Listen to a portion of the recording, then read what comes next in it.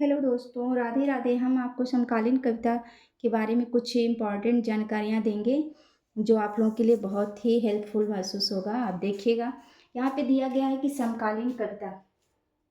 समकालीन कविता, क्योंकि प्रवर्तन काल इसका है 1976 ईस्वी में। प्रवर्तन काल इसका 1976 ईस्वी में। अब यहाँ पे विश्वंभर नाथ उपाध्याय ने समकालीन कविता की भूमिका पुस्तक लिखकर किया था। इस समकालीन कविता का प्रवर्तन, समकालीन कविता की भूमिका किसकी पुस्तक है? तो आप ये विश्वंभर नाथ उपाध्याय की पुस्तक है। इन्होंने इस पुस्तक को लिखकर समकालीन कविता का प्रवर्तन किया था 1976 में। इस चीज बहुत ही मोस्ट है, इसको आप याद रखिएगा। ये चीज, विश्वंभर नाथ उपाध्याय, समकालीन कविता की भूमिका किसकी रचना है? आप विश्वंभर नाथ उपाध्याय की लगा सकते हैं। और मेन पॉइंट ये है कि समकालीन कविता का प्रवर्तन काल कब है ये, और इसके प्रवर्तक कौन है? ये विश्वंभर नाथ उपाध्याय। ये मोस्ट है, इसको आप जरूर याद रखिएगा।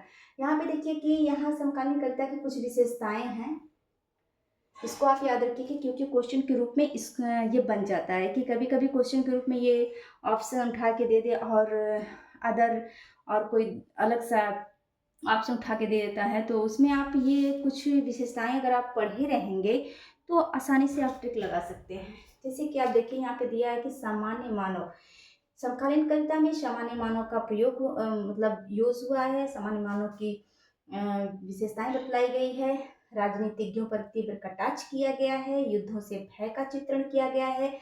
नव मानवतावाद का चित्रण किया गया है। आतंकी चाह का वर्णन है।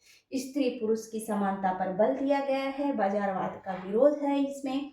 अब व्यक्ति की स्वतंत्रता का समर्थन है। किसमें? समकालीन कविता में।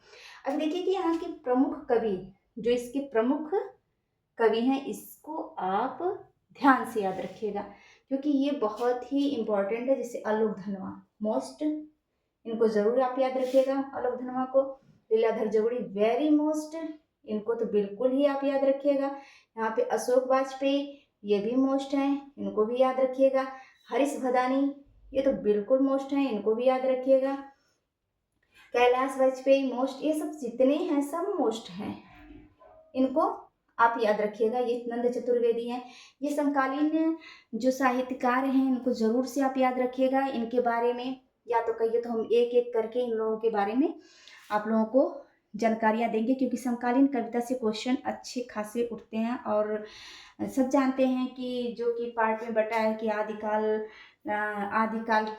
किसे कहते हैं, उसके बारे में बहुत सारे रिपीटेड क्वेश्चन हो चुके हैं। बहुत सारे रिपीटेड तथ्य हम लोग पढ़ चुके हैं। आदिकाल हुआ, भक्तिकाल, रीतिकाल, आधुनिक काल, ये सब हम लोग बहुत ज़्यादा पढ़ चुके हैं। आधुनिक काल में भारतेंदु काल, द्विवेदी काल, छायावादी काल, ये सब।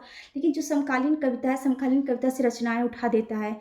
अब देखो, लीलाधर जगुड़िया का क्वेश्चन उठा दिया, ये देखो आलोक धनवा का क्वेश्चन उठा दिया, अशोक वाजपेयी का क्वेश्चन उठा दिया। इसमें हम लोग कंफ्यूज जाते हैं कि ना ये क्वेश्चन कहाँ से आया। अब बहुत जो रिपीटेड क्वेश्चन होते हैं, जो बहुत रिपीटेड रचनाएं होती हैं, उसको हम लोग नहीं जान पाते हैं कि मतलब ये क्वेश्चन कहाँ से आया, कहाँ से नहीं आया। जैसे कि आप मान लीजिए कि आप इन्हीं को ले लीजिए, क्या बोलते हैं, विजय देव नारायण साई मोस्ट हैं इनकी। जो अब इसमें इनकी बहुत अच्छी चीज़ है, जैसे मछली घर इनकी बहुत ही मोस्ट रचना है। मछली घर जो है इनकी मोस्ट रचना है, आप याद रखिएगा। मछली घर हुआ, साखी हुआ, संवाद तुमसे हुआ, आवाज हमारी जाएगी। ये आवाज हमारी जाएगी, मान लो अगर ये आ गया तो क्या करेंगे आप? किसको जानेंगे कि कौन लगाया है? तो ये सब, ये जो रचनाएं हैं, समकालीन कविताओं की जो रचनाएं हैं, ये हम लोग विस्मरण करते हैं। हम लोगों को याद ही नहीं रहता है, क्योंकि हम लोग तो ज़्यादा से ज़्यादा क्वेश्चन किस चीज़ को रिपीट करते हैं? हम लोग ज़्यादा से ज़्यादा क्वेश्चन उन चीज़ों को रिपीट करते हैं, जैसे कि हुआ आदिकाल के। आज जब हम कोई चीज़ उठाते तो सबसे पहले आदिकाल उठाते हैं, फिर भक्ति काल उठा देते हैं, फिर यहाँ पे हम आपका जो है रीतिकाल उठा देते। तो हम लोग इन्हीं के बीच में फंस के रह जाते हैं, जो पीछे का रहता है वो छूट जाता है। तो जैसे अब ये सब रचना, ये जो रचनाकार हैं, ये सब छूट जाते हैं हमसे।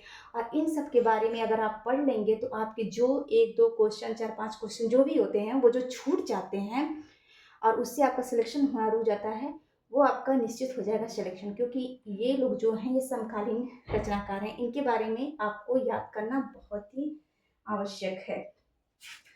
अभी देखिए इसमें एक बहुत है अरुण कुमार, अरुण कमल है, इनको आप जरूर याद रखिएगा। अरुण कमल, अरुण कमल, ये भी बहुत मोस्ट है, समकालीन कविता से बिलोंग करते हैं, आप इनको जरूर याद रखिएगा।